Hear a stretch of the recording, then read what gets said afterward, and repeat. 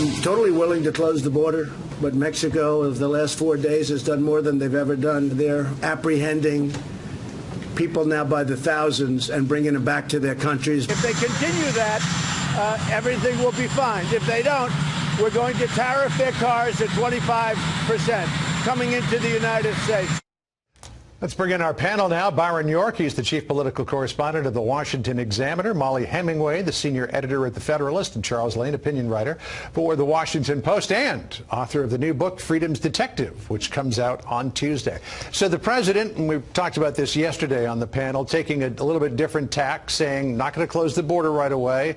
Mexico's been doing some good things. If it continues to do those good things, we're good for a year, and if not, then I'm going to impose tariffs on cars. Is this a strategy, Byron, that'll work? He is trying to get some sort of traction on this. I mean, there is an actual, real, genuine emergency on the border. The Border Patrol apprehended 100,000 people trying to cross illegally in the month of March. That gets to about 1 million a year, which gets you back to the bad old days of the mid-2000s.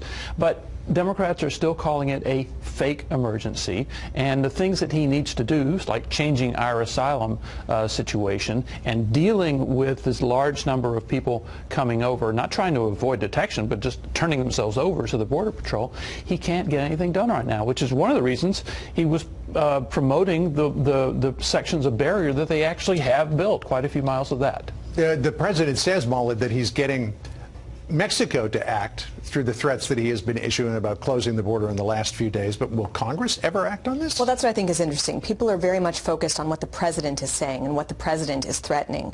But they also get upset when he acts unilaterally and doesn't have the support of Congress. We really do have a crisis. Congress did not want to address it seriously this year during the shutdown. They haven't wanted to address it seriously for the past several decades. This is not just a Democrat problem or a Republican problem. This is a bipartisan failure that goes back decades. So it sounds like Donald Trump is saying a bunch of crazy stuff, shutting down the border, tariffs and whatnot. What a lot of people think is crazy is that nobody's actually doing anything to address the problem because the situation is fine. I mean, open borders policy is largely fine for a lot of the people who are elite, and so they don't feel the incentive to do anything. So I think a lot of these threats are about incentivizing people to finally make changes that they've been reluctant to do for decades. There's one part of this that I'm still trying to wrap my head around, and that is the president threatening tariffs against Mexico, because there is a side letter in the recently signed USMCA, which hasn't been ratified just yet, that says that the United States cannot impose tariffs on automobiles from Mexico or Canada up to the first 2.6 million under Section 232 national security, which I imagine this would be. But the president says that he's going to throw all of that out the window. Listen here. This will supersede USMCA. USMCA is a great deal, and it's very good for Mexico, but this will supersede USMCA. So, Charles, if you've got that side letter that says no tariffs on cars from Mexico, regardless of the circumstances, is he undercutting his whole trade deal that he's been touting? Great question, John. Of course, the trade deal has not yet been approved by Congress. Yeah. And last time I checked, and I checked relatively regularly, it's not making great progress through Congress. Like many other things, including immigration policy itself, it is held hostage to total bipartisan or partisan deadlock on the Hill. And to pick up on what Byron and Molly have been saying about Congress, you know, it's not just that they can't come to an agreement. It's not just that they have differences. Those differences are widening. The partisan differences are widening through this crisis, such that now Julian Castro, who is one of the candidates for the Democratic nomination, has just come out with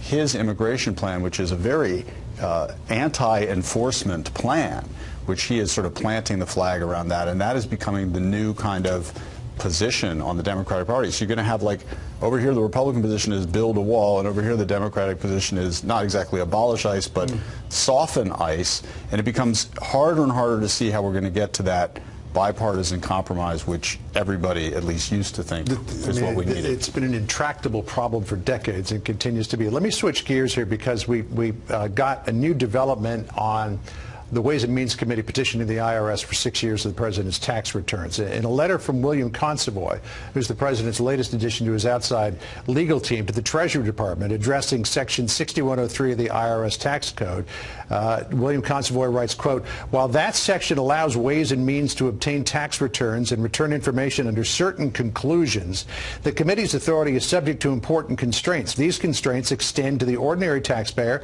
and the president alike."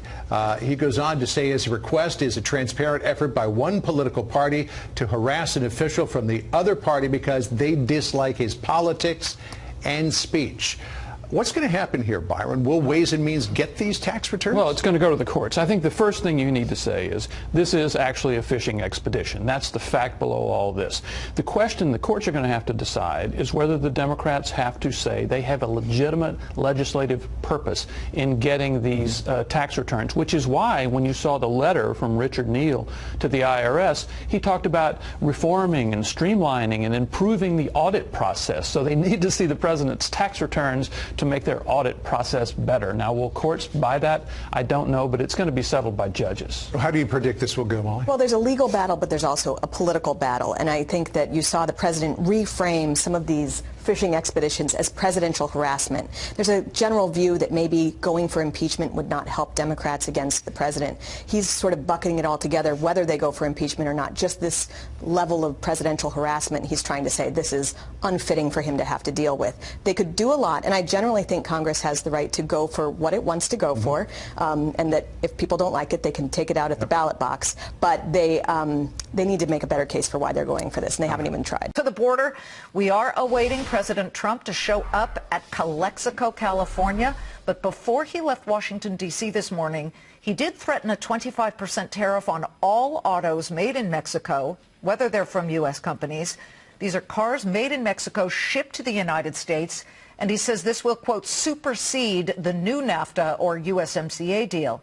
Now, whether it does, Mexico's standing as our largest dairy export market is starting to look precarious and has the U.S. Dairy Export Council on tenterhooks. In a Fox Business exclusive, we have Council CEO and former Agriculture Secretary Tom Vilsack with us. As the president goes down to the border, how closely will be dairy farmers watching this? Well, they were very concerned when he announced a disastrous strategy of closing the border. $3.8 million of dairy products flow through that border every single day. This in light of 5 years of very depressed prices, retaliatory tariffs making it harder to get into our #1 market, and obviously deep concerns about whether or not we can get the ratification of USMCA done very quickly. So a lot going on that dairy farmers are very, very concerned about their #1 market and the U.S. position relative to that #1 market. Now, what if the president were to keep trucking lanes open? There was that discussion of somehow allowing commerce to pass through what would be no longer a porous border. Well, the other concern is that they've basically been transferring personnel from customs to immigration, which has slowed the process down at the border over the last several days. So even though lanes may be open, there may be a delay in getting product to market. All of this is designed, I think, to create some uncertainty at the border. Obviously, that creates friction. What we don't need in this trade relationship is more friction. What we need is a resolution of the difficulties separating the two countries on the tariffs and a passage of the USMCA. It's important to mention, though, that the president has scrapped what he threatened last week, which was, I'm closing the border by the end of this week if Mexico doesn't do anything about the stream of illegal migrants coming across the border. He has backed down from that, and GOP senators like Mitch McConnell, like John Cornyn of Texas, begged him, please don't go through with this threat. What about the tariffs, though? That doesn't have anything to do with the dairy market. So if he slapped tariffs on cars, how do you perceive something like that?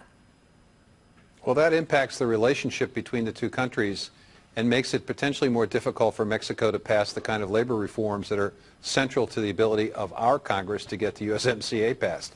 I mean, this is all intertwined. It's a complex relationship, and I think it's unfortunate that we look for simplistic responses. If we really are truly concerned about the border, what we need is comprehensive immigration reform. We obviously need enhanced border security, and we need some kind of plan to ensure that the economies south of our border are healthier so that people don't feel the need to come to the United States for opportunity for their families. Tom, back in the days of the Gang of Eight, which was bipartisan and actually got, I believe, the Senate to vote on a comprehensive immigration plan that was centrist and it was rational, it doesn't seem like the Democrats are open to much of anything when it comes to that, and the Republicans, quite frankly, have dug in their heels on certain issues that matter to the Democrats. How do you get over something like this as our dairy industry, which exports a huge amount to Mexico, watches and bites their nails? This is an incredibly frustrating situation because everybody in that capital knows what the solution is. They need the political courage to get it done. They need to be able to go back home and explain to folks that this is not about taking American jobs. This is about building an American economy that continues to be strong. It's about creating the same kind of opportunities that our forefathers have had in terms of building this country. The reality is everyone knows what the solution is. It takes political courage, and I think the rest of us have to essentially give our politicians permission to do the right thing on immigration. If you had the president's ear, what would you say? Mr. President, simplify the message. Let's not try to make more disruption here. Okay, I don't mean to interrupt here, but I'm just hearing some of our viewers say, how much simpler is it? Please, Mexico, do your part in keeping this flow of migrants and, quite frankly, drugs, fentanyl, all kinds of problems from coming across so that we can ship our corn and dairy and pork and poultry across. Here's the problem. The issue with drugs is primarily at the ports. It's not at the border. And so we're really talking about two different issues here. If we're truly interested about drugs, then we obviously have to enhance our security at the ports. It's not a situation where this stuff is being carried over in great quantities across the border. It's coming in through ships, through containers. And we only basically inspect a handful of containers every single day. So, you know, I think the president is basically trying to create a political messaging around a situation that actually has gotten better over time. And the reality is we need comprehensive immigration reform. Yes, enhanced border security has to be part of that, but it's only part of it. You've got to say something to the 11 million people who are here in this country. You have to provide some kind of pathway to legitimacy for them. And you have to have a system that makes sense and is rational from this point forward. We don't have that because we don't have the courage in Congress and in the administration to get this done. Everybody knows what the answer is. Everybody knows what the answer is. I hope both sides of the political aisle are at some point going to face each other and get this done. Tom Vilsack, former Agriculture Secretary, thank you for joining us.